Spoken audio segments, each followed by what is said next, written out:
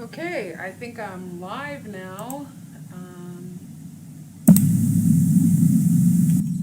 guess we'll wait to see if anybody. Okay, I think I'm live now. I guess we'll wait to see if anybody. Okay, I think I'm live now. I guess we'll wait to see if anybody.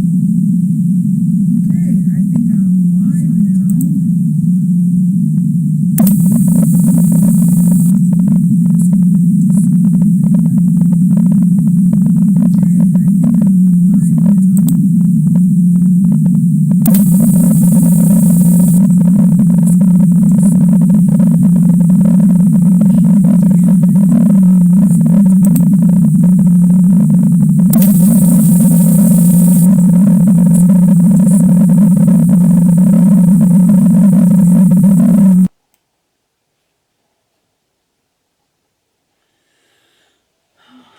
Okay. Well, oh, one person's watching.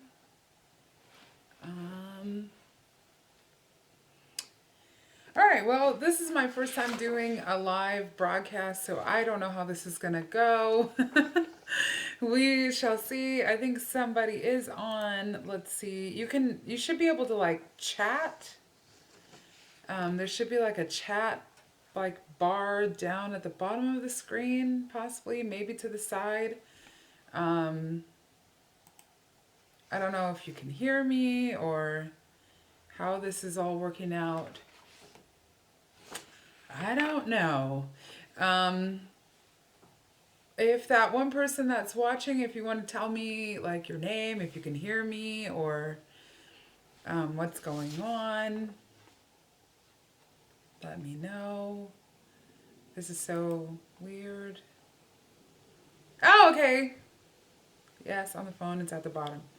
All right, awesome. So, okay, cool. Then, I'm not sure what your name is. Oh, Kimberly. Hi, Kimberly. Great. Okay, awesome. Yay, yay, yay. Okay. Did you have any questions, Kim? Or I think other people are probably going to start coming on. More people are starting to watch now, so, or at least other people. Hi. And there's like a little bit of a delay, so it might seem a little weird. Like I was able to see myself for like a good 20 seconds before I was able to. I don't know if any of that makes sense. There's a delay at the end of the day, so we'll get around it. We'll work with it. All right, well, this is just a time opportunity for people to come on and you can ask me questions. We can talk about whatever you want to talk about. Hi, Celeste. Hi. Awesome. Yay. I'm glad that people are on.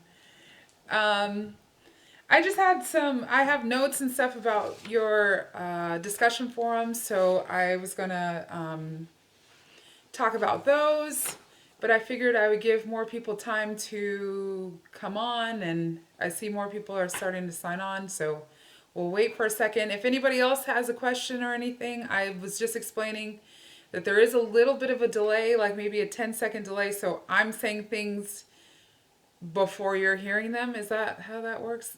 So if whatever you're watching, I've already said 10 seconds ago. I think that's the best way to explain it.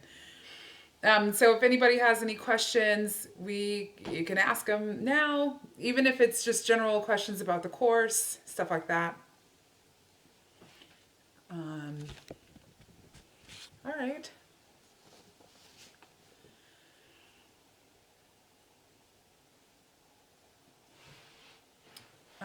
There's some other people watching. If you want to introduce yourself, that'd be great. There should be a chat, live chat thing, either like down at the bottom or to the side. All right, I'm just making sure that I'm not missing out on questions. Okay, then I guess I will just start talking about my feedback on the discussion forums. And if you have questions or anything like that, just type them up. I'll answer them. I'll look out for them. Um, I thought that the conversations that were being had about the white terrorist groups were really interesting. Oh, hi, Joanna. Yay. Um, really, really good. Just some shout outs. Saul asked a question to Joshua about what is the best way to approach white terrorism, and do you think that the U.S. is trying to avoid it for a reason? Oh, there's a question. Um, yes, Kimberly, your question about the points. Um, yeah, send me an email. It might be that I'm just not done grading the week 10 points, but, or, I think I am done, but send me an email about week 10. So we could also have this discussion here. If you type your name up, I'll give you credit so you don't have to type it in the discussion forum. So, what do you think, those of you that are watching, is the best way to approach white terrorism? And do you think that the U.S. is avoiding it for a reason? That was a question that Saul brought up. Um, some other questions that were also brought up, Yomira, um, you asked a great question about how, sometimes people, with their responses, they weren't surprised by the fact that, like, white terrorist groups are number one in killing Americans. And so, why is it that people guess correctly? Like, what informed their guess? So if you guessed correctly that it was white terrorist groups that were number one for, these killings, or the number one group that has killed Americans since September 11th, what informed that guess? Or if you guessed incorrectly, what made you guess incorrectly? I saw a bunch of responses about the fact that, like, the media plays a huge role in that we tend to only focus on Islamic groups. So I was wondering, for those of you that guessed correctly, though, what informed your guess? Israel brought up a good point about gun control. That's another really hotly debated issue, gun control. That in our country, guns are relatively easy to get, and so one way solution of dealing with this is to increase gun control. Curious what anybody thinks about that. Lorena asked, why do you think people are more focused on outside attacks when it happens more in the U.S.? And I think that aligns with what Saul was saying. Like, what is the reason why the U.S. doesn't deal with this issue?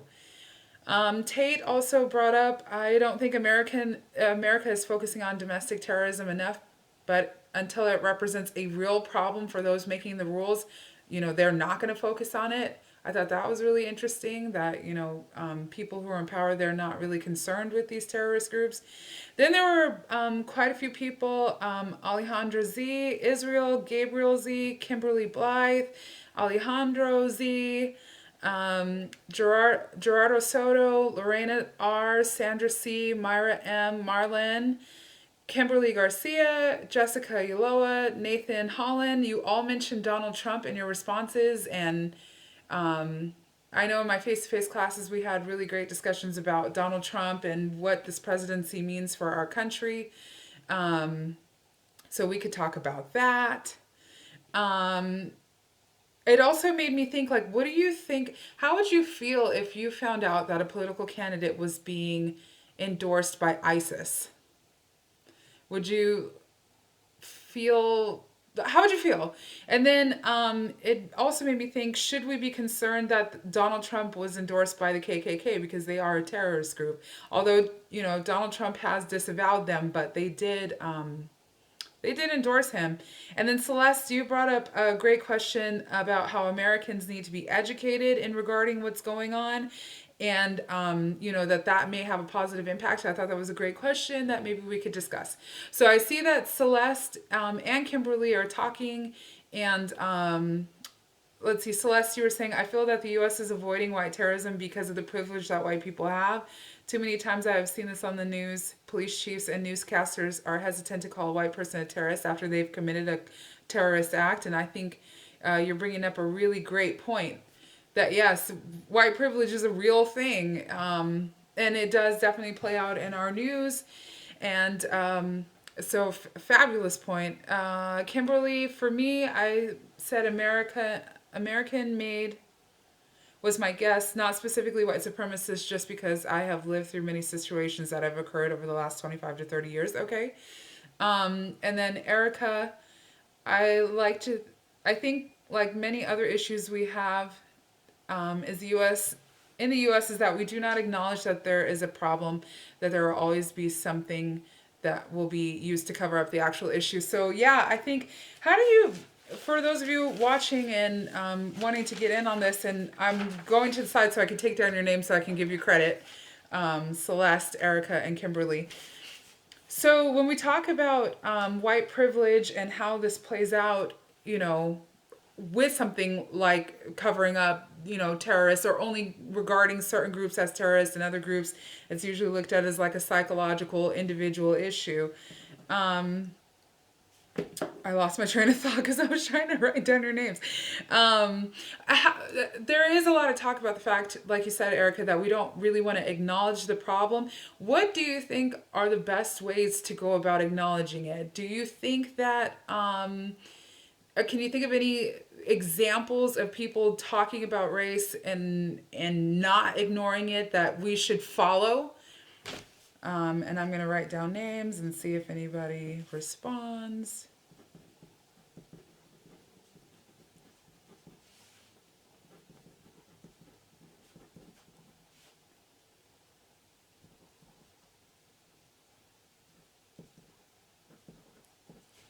Okay, Joanna, I see your comment. I guessed Americans, although what influenced my guess was media, actually, because just from the stories I see, although they don't name as terrorist groups, it just influenced my guess. Okay. Yeah, I think, I think it was in at least one class, either Section 4 or Section 5, that we talked about the Black Lives Matter movement. So there are groups out there like that that are really actively discussing race. Do you think that these conversations have been helpful? Do you think that they're not helpful? Just curious what your thoughts are on that.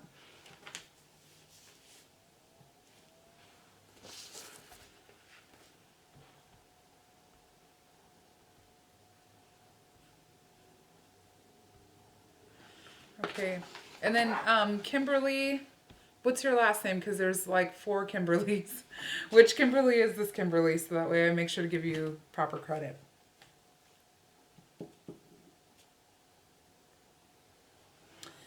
Celeste, you're saying whenever an African American or Hispanic person commits a crime, race is the first thing to pop up in the media's conversation. Yeah, definitely. I think that we might have talked about, the difference between, I think we talked about the criminal black man stereotype that is out there, that criminality is constantly being associated with black males and Latino males as well. That whenever they're seen, it's just assumed that there's some connection to criminality, even when they're not criminals. And I think it was in your class that I talked about Deva Pager's experiment that she did, where she had 4 men go out, 1 white man without a criminal background, 1 white man with, 1 black man without, and 1 black man with, and that the black male was third in line to be called, even though he didn't have a criminal record, because there is this assumption that black men are involved in crime.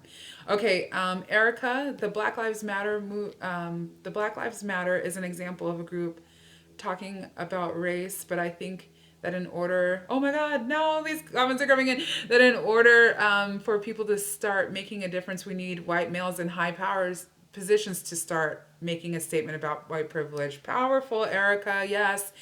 How can we get white males in powerful positions to start getting involved in the Black Lives Matter movement? Do you think that how how can they make that connection? Because sometimes it can seem like, well, that doesn't affect me, so I don't really care. How can we get people to care that aren't white and aren't privileged? Joanna, movements like that are helpful, though it shouldn't focus on just one race. And definitely, how do you think that there should be a revising of that term, like, or a revising of the name of the movement?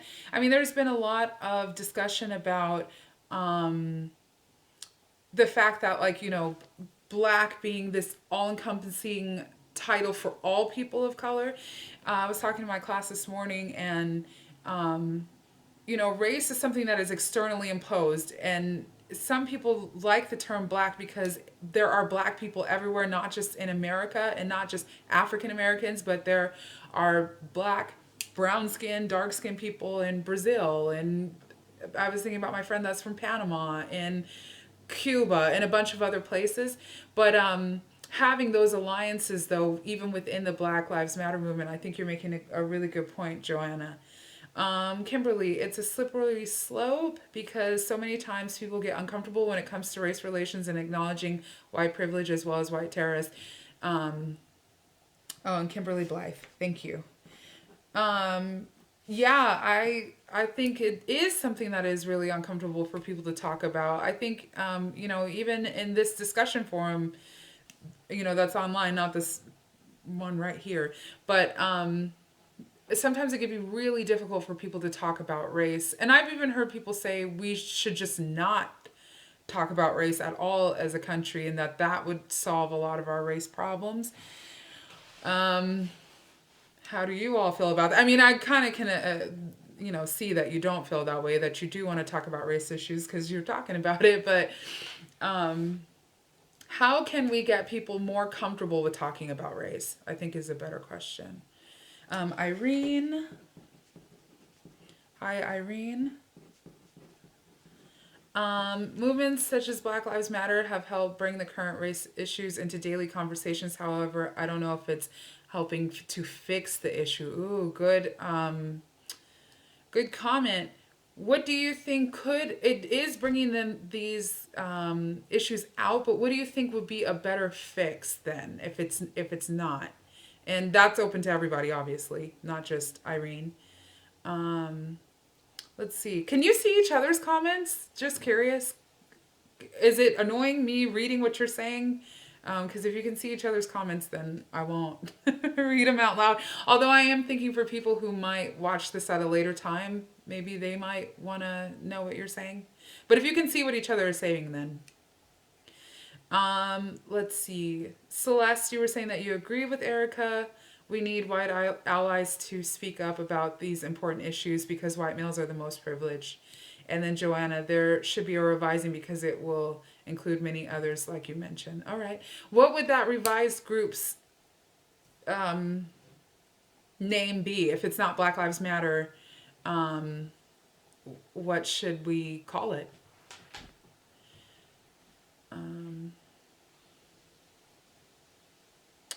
Okay.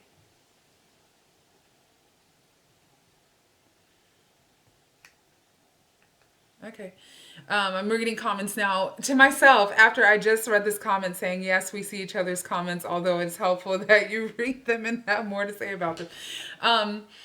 Okay. I think, Kimberly, your point, you were saying, I don't think it would solve anything. It just brushed the negative under the rug and doesn't solve anything. Not talking about race, that it doesn't solve anything. Okay, yeah.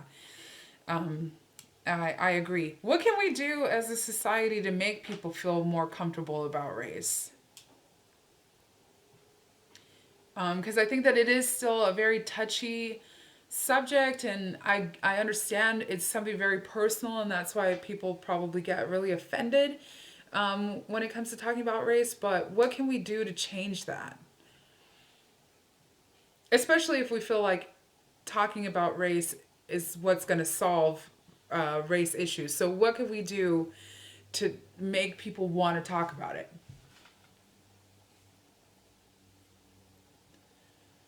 And beyond, and I know there's a lag, and you're probably typing, so I'm trying not to like say too much. But beyond just talking about these issues, there also has to be a little bit of action too, right? Um, I'll wait a second and see if maybe there's some responses.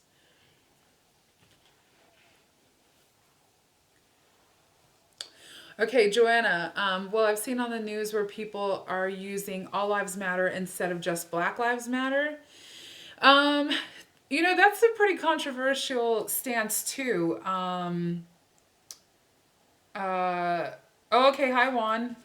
Nice to Juan Flores. Um, how do we feel about all? Sorry, I dropped my pen. How do we feel about All Lives Matter? There's that. There is a lot of controversy with saying something like that too. All Lives Matter. What might be an issue with that?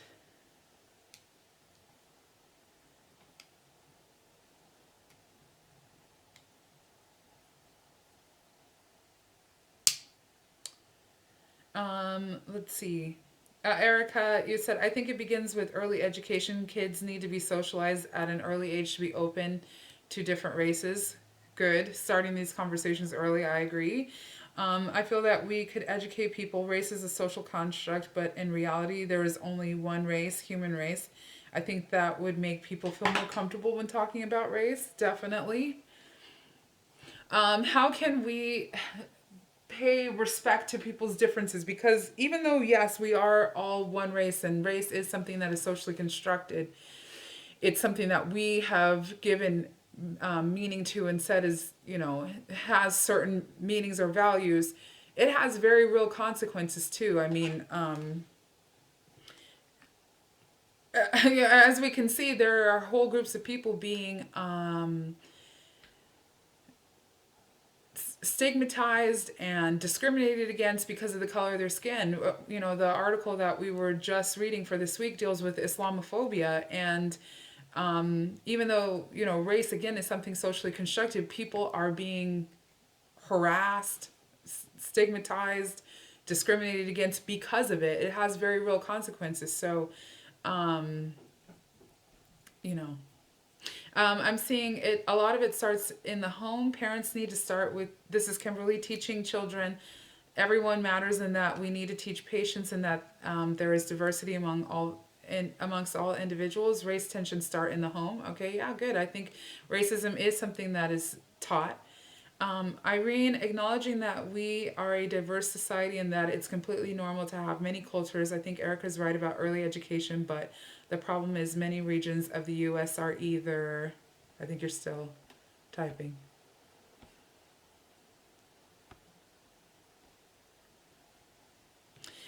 When we look at something like All Lives Matter, sorry, okay, back to your comment, Irene. Um, the problem is that many regions of the U.S. are either more liberal or more conservative and influence how much culture can be taught. I think that, the recent election really did shed some light on how polarized we are as a country. I mean, it's like a 50-50 split, you know, for how people felt ideologically, either liberal or conservative. Um, I just wanted to go back to this All Lives Matter discussion as well because, um, we all are human, but each race has its own issues that it's dealing with and trying to overcome. And not all human lives are being treated the same. All human lives are not mattering. It's interesting that we can discriminate against certain groups of people because of the color of their skin. And so the All Lives Matter movement kind of ignores that in a sense by saying, like, we're all the same, but we might all intrinsically be the same, but we're not all treated the same. And so, the Black Lives Matter movement definitely started with this idea that we need to call attention to the fact that black people in this country are being treated far differently than white people or other groups. Okay, let's see. Erica, I've often wondered the same thing that I have never found an answer to. It's mind blowing to me to think that you can look at someone and make a judgment about them based on the color of their skin. There is an internet meme that I have been seeing a lot showing two toddlers of different races playing and hugging each other and saying no one is born racist. And yeah, but most definitely, no one is born racist. But it's really interesting when we get into a conversation about racism in general. I teach, sorry, there was something popped up on my computer, but I teach a race class and ethnic groups course at Palomar.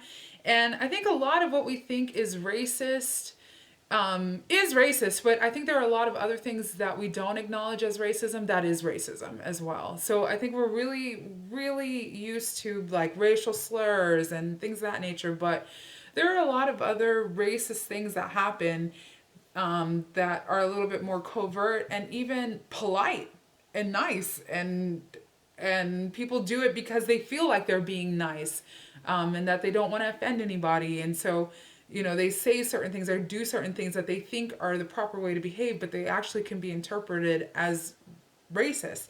I think about one example. It's Thanksgiving next week, and it's interesting. I don't know if you had the elementary school experience like I did when I was in kindergarten, and half the class got to be pilgrims and the other half of the class got to be Native Americans, and then you do this whole kumbaya, like you bring the corn, we're gonna bring the turkey, and there's like a cornucopia and everything is all beautiful and wonderful, when in reality that day was, and it's not just a day, Thanksgiving's not a day, but that time period was awful. There was a slaughtering of Native Americans, and we don't teach that in school until you get to college, or maybe in high school, but it's not until you get a lot older. So sometimes people just assume by covering up past racist things that have happened in our history that that's actually helping us, when in reality it could really be detrimental. Let's see. Celeste, you're saying, I think it's a combination of educating people from a young age at home, school, and community. This way, if a child is being taught at home that Black people per se are not worthy or important, then at school that child can learn different perceptions. And then Joanna, I have also seen the meme and even seen videos of toddlers hugging each other. And it is really sweet and it's really cute. I've seen those memes and I've seen those videos too. So something happens as we get older. And another thing is too, like I said, I don't think that we're consciously aware of the racist actions that happen because we don't really label them as racist until it's too late. For example, even with children, I don't know if any of you are familiar with the doll study that was done on young kids. They would give them a white doll and a black doll, and then they would ask them, who's the good doll, who's the bad doll? And these are like 5-year-old kids, and they would say consistently the bad doll was the black doll, the good doll was the white doll. I've even seen this study was done like good 30 years ago at least. But if you look at but since then it has been updated, and they actually have like shades, not just black and white, but they have like shades of brown, and then going into gradually lighter, and they ask the same question, what's the bad doll? And they typically point at brown and black doll figures, and then the good ones are always the white ones. So, and then if I can find the clip, I'll send it to you all, but I had watched it, and they interviewed their parents afterwards. Now, here's the thing. Both black and white kids were saying this. Black kids were also saying that the black doll was a bad doll. And then they would even ask them, what doll do you look like? And then they would point to the black doll. So the kids are getting this message really early. But what I was going to say was they had interviewed their parents. And one of the white parents was like, I don't know where my daughter got that from. We don't even talk about race in my house. I never say anything negative about other people, but somehow she knew to point to the black doll as the bad doll. So there are some messages that we're still sending out that we're not recognizing are racist, but they are, and they're having the effects. Okay, let me get to some of your comments. Let's see. Erica, you said, I think, oh, okay, the Thanksgiving is a great example of how society covers up certain issues and ignoring the problem at hand. And then Celeste, yes, I remember that even black children, said that the black doll was a bad doll. And Kimberly, same thing. So yeah, we can see that these messages are really pervasive, even when parents try not, to um, teach their kids respect. Kids are still learning things, right? They're still picking up on them, and it's these subtle things like what we're seeing in the news. Your article, Black Men as Victims and as Criminals, I think talked about that too, that like in the news we only associate criminality with black males. So I think movements like the Black Lives Matter movement is trying to bring attention to that, to say, hey, there's an issue. We are not being treated the same. We are different. And really making it a point to talk about this one group because this is an issue that is affecting them. But I think it's really great what I am seeing now is that, groups are coming together, much like they did in the civil rights movement, where you had the NAACP working alongside the Brown Berets, working alongside Native American groups, and they didn't change their names, they just supported each other. The same thing is happening with the pipeline that's trying to come through Native American reservations in North Dakota. There were a lot of Black Lives Matter folks out there with them, supporting them, even though, right, to say like, hey, we might not live here, we might not be Native American, but we understand oppression and we're here to join in with you. And so I think that that's a great way to include people, and have people come out and support. And when I look at Black Lives Matter rallies, I don't only see black people there. I think when people understand that message, they can support it. Much like with same-sex rights, there are plenty of straight people who voted against Prop 8 and who were out there protesting, and they were saying like, hey, I'm straight, but I understand you should have your rights as well, and I want to support that. Okay, there's some more comments coming in. Okay, Erica, race was never something that was talked about in my house either, but school was definitely a place where other people brought race up. Okay, do you think, Erica, that maybe sometimes I think people, and this question is not just to Erica, but just coming from your question, sometimes I think people feel like, the easier thing to do is to just not talk about race. Do you think that there should be more conversations in the home about race? And then Brenda, hi Brenda, let me write your name down.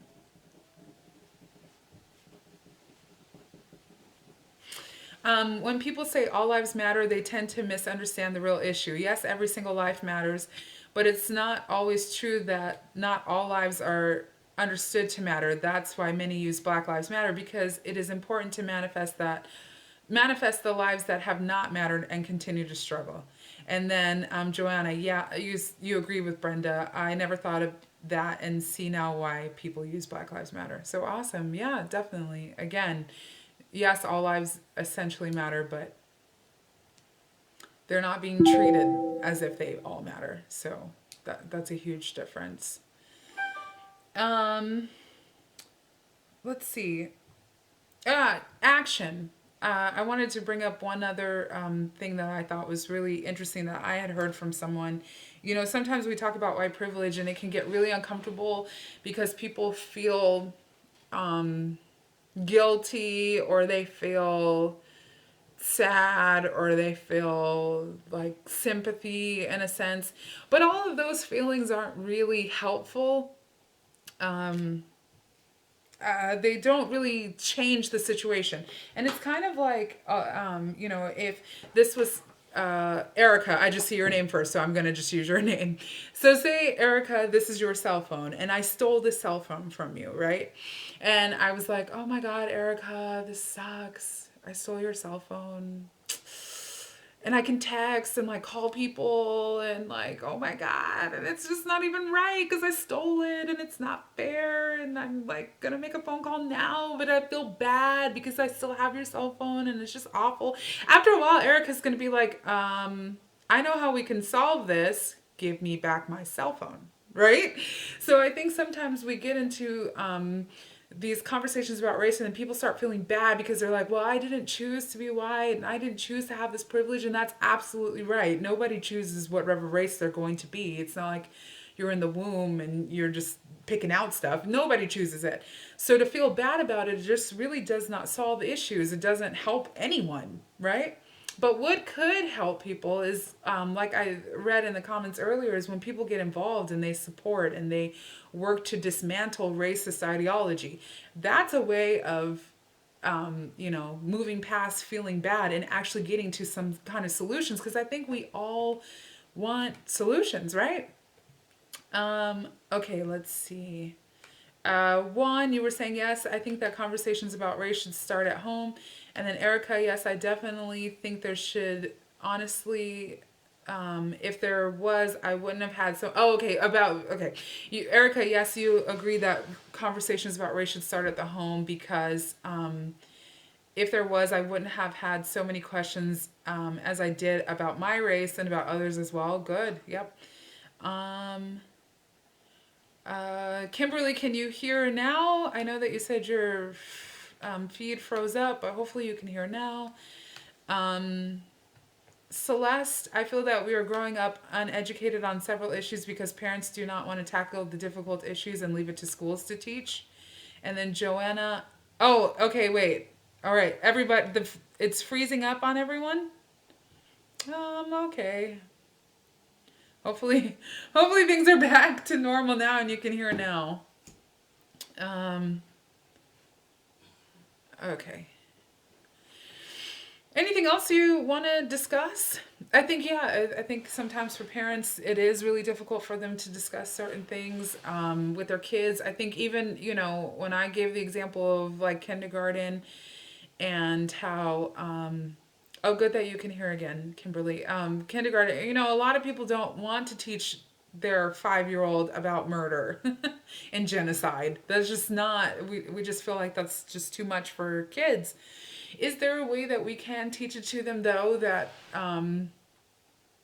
tells the truth and maybe not, in a graphic sense, but somehow that they can understand it, especially because kids today, they listen to all kinds of music and stuff, and I saw those little girls on Ellen. Do you ever watch Ellen? And what's her name? Rosie and what's Rosie's little friend's name? And they were rapping that Nicki Minaj song, and that song talks about like dating a drug dealer and all kinds of stuff. So if they can talk about, Nicki Minaj songs, then they can learn about, the atrocities that happen to Native Americans. That's just my opinion, just saying. Celeste, schools' curriculums, especially in public schools, try to avoid issues that disgrace the history of the country, so they leave it to the parents, or only say a bit, yes. Also, Erica, I think parents think the schools are talking about race, so they tend to not talk about it, thinking their children are already hearing it. Yeah, good point. You're bringing up really good points. I don't know how we got here from terrorism, but any other questions about maybe is anything else you want to talk about or get into, or are these YouTube live sessions helpful? Those of you that are watching, let me know.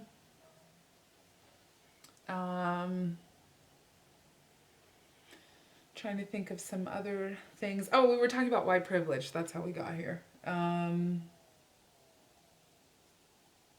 interested to know also too what you think again about this recent election cycle. I don't know if you're tired of talking about it. I know I spent most of last week, what day was that, Wednesday and Thursday, in my classes talking about it. So I'm just curious, did any of your professors talk about it? But specifically for us to relate it back to our class, the idea that the KKK, which is a terrorist organization and declared a terrorist organization by our government, they did publicly endorse, Donald Trump. Should we be concerned about that? Just curious what people think. Let's see, Celeste. Oh, let me move up a little bit. Okay, schools curriculums. Oh, okay. Oh, I said that one. Kimberly, I'm sure that there is a way to teach kids at each age group what what that way is. Okay, is what the problem. Okay, yeah. So how to do that is the issue that needs to be figured out. We have so many politically correct. We become politically correct in so many ways, and yay! Thanks, Celeste, for the feedback. I'm glad. It does feel a bit more interactive. I prefer face to face classrooms, and so to be online is really hard. So I'm glad that we can have some discussion. And I know like this first time is a little bit awkward, but hopefully it gets. Although we have like what 3 weeks left. I wish I would have known about this way earlier, and maybe we could have like had more conversations like this. But we have them now, right? Let's see. Teachers feel like they are walking on eggshells when it comes to teaching kids about things that has brought our country to the current state we are in, and I agree, Kimberly.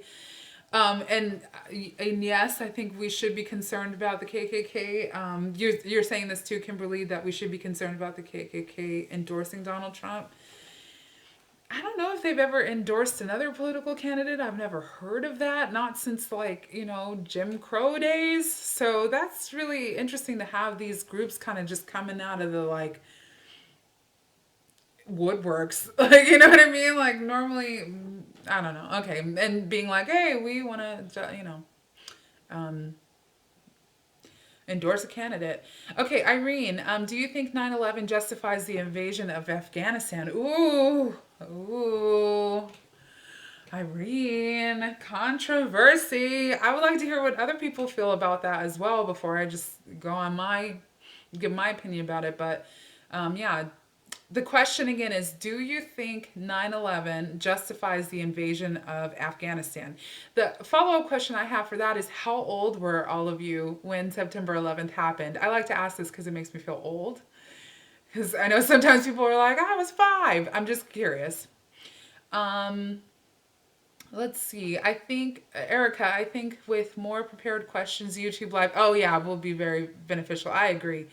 I like when you ask a question and we can immediately discuss it. Yeah, I agree. I think, yeah, I had the discussion board up there, that space, and I was hoping that people would ask some questions. And then I did ask quite a few questions in the beginning, so I'm trying to go back to some of those. Because, yeah, I don't want it to just be like dead space. You know what I mean?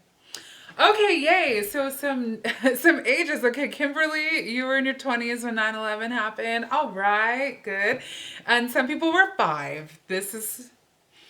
I was 7, so that's cool. I wasn't 7. I was in college. So I think I'm glad to see everybody is just young and youthful. How cool for all of you. One day you're gonna get old.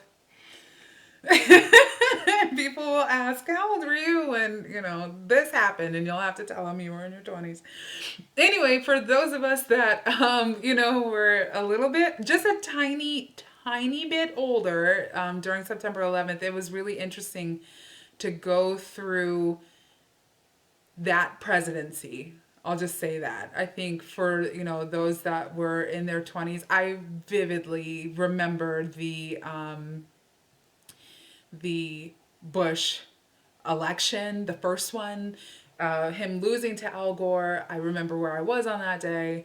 So I think, and all of the things that happened after, the weapons of mass destruction talk. And I mean, I just think it's just interesting experiencing it as an adult. And I think, what we learned after September 11th, the fact that there weren't weapons of mass destruction, it really did not set well with myself that we were there. It felt really deceptive and horrible and awful. That's my personal opinion. I mean, I would love to hear what you all think. Okay, Celeste. I feel like now we're overlapping like conversations, but hopefully it'll all work itself out. Celeste, you said, I feel like we should definitely be concerned about groups like the KKK endorsing Donald Trump, even if he dismissed them. Yeah. For those of you that feel like we should be concerned, what is concerning about it? Even with the dismissal, what's concerning about it? Back to the talk about Afghanistan because that's fun. I don't know. Do you all being 5 years old? Do you remember that? Do you remember the axis of evil? Do you remember the fact that Dick Cheney was our vice president and also on the board of Halliburton, which is a weapons manufacturing company, which seems like a conflict of interest because if you make weapons, you're going to want to sell them, and then large scale weapons are usually only used during wartime. It sounds like a conspiracy theory, but you can look it up. It's true. I mean, and there were a lot of people really upset with that like you had someone, again, who manufactures weapons in the executive branch of our government, and the executive branch of our government controls the military. It's like connect the dots. Crazy, right? Okay. Um, let's see, Celeste. Especially now that they're okay. So yes, we should be concerned about the KKK endorsing Donald Trump, especially now that there has been a wave of social media postings revealing experiences of racist act occurring around the country to many people. Yes, it is a nightmare. It is really a nightmare. And then Celeste, you were saying, I remember my mom crying and praying, but at the time I was not really sure about what was going on. Yeah, it was probably one of the scariest days of my life. I do remember people just not knowing what was going to happen, if there was going to be another. There were so many planes. I think we focused so much on, the Twin Towers, but don't forget the Pentagon was hit, and then there was another plane that had crashed, and I can't remember what their destination was. And it just was a time of like, is the world coming to an end? It was really, really crazy. Okay, see you, Kimberly. Thanks for joining in. I know you have to go, and it's okay. I figured that we will probably stop this live feed in like a couple more minutes because it's been 47 minutes. And, Pennsylvania, thank you, is where it crashed. So, yeah, I think that this first live session has been great. So if you do have to go, no worries. I understand. Let's see. One, you were 8, I guess, when this happened. So remembering watching what was happening on the news and the endorsement of the KKK isn't concerning. Yeah, super concerning. I think to go back to Celeste, what I think you were saying about these acts that are happening now, I think, the positive side of this Donald Trump whole situation is that now we have to talk about race. There's no getting around it. I don't know if you all heard what happened at SCSU with the young woman who was wearing a hijab, which is a covering over her head, and that she was physically assaulted by 2 men. I think that they like tried to pull her hijab off, and they like pushed her or something like that. But I've seen, yes, all over social media, like you too, Celeste, where they're just incident after incident after incident of people. There was a elementary school where kids were chanting "Build that wall." Just a ton of crazy stuff, and now it seems like we might have wanted to ignore race issues in the past, but we can't anymore. We can't because they're being brought to us, right, in our forefront. Yes, Pennsylvania was where it crashed, or at least I don't remember where they were trying to go because I can't think of that right now, but it did crash in Pennsylvania, and there was a whole film about that. I don't know if you saw that, Kimberly, the film about that flight and the people that were in it and how they fought the terrorists that were on that plane, and that's what caused it to crash. Ugh, crazy. Really, really crazy. Well, I really, truly appreciate those of you that were logged on. Let's see, I have Celeste, Kimberly Blythe, Erica P, Joanna, Irene, Juan, and Brenda. Thank you so much for participating. And if there was anybody else and you just were quiet and you didn't put your name out there, let me know. But I hope that these sessions are good, and I'm pretty sure that they, like when we do one for the final, there will probably be a lot more questions. But for right now, that's fine. If you have any other like just personal questions about your grade or how you feel about the class or anything like that, let me know. But I am going to sign off, and I hope that this time was effective and interactive, and I hope you enjoyed it. I'll do the next one at so we have a break next week. There was no posting, nothing's due. I'm not going to post anything, so you can fully enjoy the whole week, and then we come back that following week. And so that week that we come back, I will do another YouTube live on a Wednesday in the afternoon and see how that does. All right. Well, it has been fun talking with all of you. And like I said, I hope we enjoy it. Oh, one last comment. Donald Trump's campaign did do something good. Yeah, like I said, yeah, I agree. It brought out a lot of closet racists. So America won't be able to deny that race is still an issue, and we can no longer play colorblind. And yep. Exactly, Celeste. I completely agree. I think it really does bring you we have to talk about race. We have to. There's no way of getting around it. People are being harassed because of their race, and there was so much talk about race during the whole election season, and not just by people of color, but by Donald Trump himself. He brought it up too, right? Which is good. Cool. Let's talk about it. Let's do it. And I wish that we could talk about it now, but it's been 51 minutes, and I said that I was going to sign off. So again, thank you so much. I really appreciate everybody who was involved in the YouTube live sessions. It just makes my teacher heart happy. And I know there's a little bit of a lag, but okay, hopefully people know that I'm signing off. I'll just wait a couple of seconds till I see goodbyes, and then we will sign off.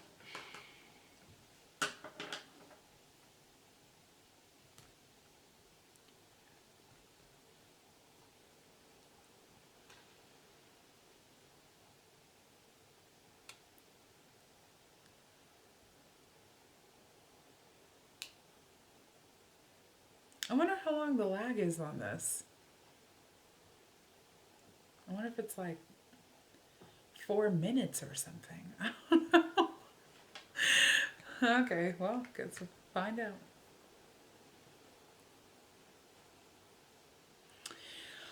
Okay, I'm not saying goodbyes, but oh, okay, finally, a goodbye. All right. Enjoy your night, everybody. Bye.